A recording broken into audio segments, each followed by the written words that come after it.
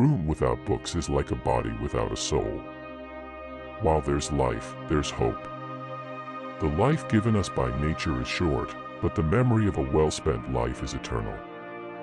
The authority of those who teach is often an obstacle to those who want to learn. If you have a garden and a library, you have everything you need. Silence is one of the great arts of conversation. Gratitude is not only the greatest of virtues but the parent of all others. The wise are instructed by reason, average minds by experience, the stupid by necessity, and the brute by instinct.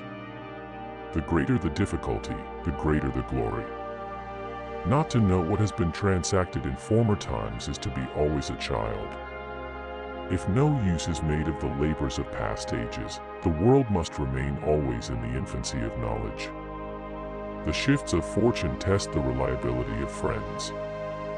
We are all motivated by a keen desire for praise, and the better a man is, the more he is inspired by glory.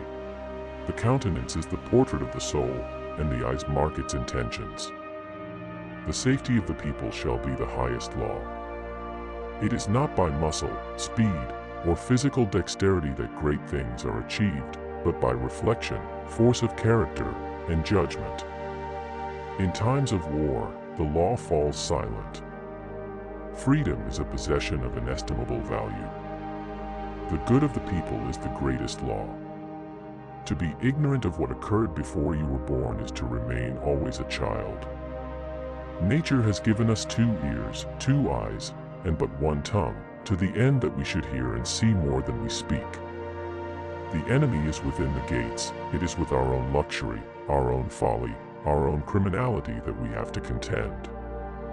Friendship makes prosperity more brilliant and lightens adversity by dividing and sharing it.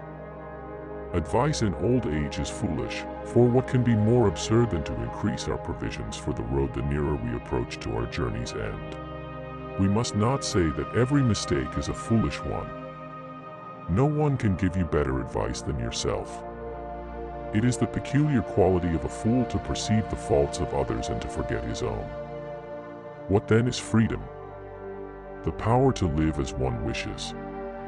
To be content with what we possess is the greatest and most secure of riches. For what is liberty but the unhampered translation of will into act? He only employs his passion who can make no use of his reason. It is a shameful thing to be weary of inquiry when what we search for is excellent. Memory is the treasury and guardian of all things.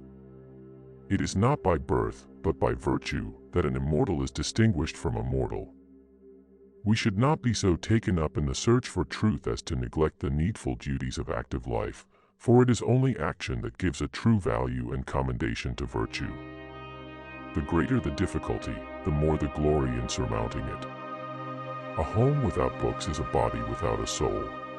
The best armor is to keep out of range. I never admire another's fortune so much that I became dissatisfied with my own. The pursuit, even of the best things, ought to be calm and tranquil.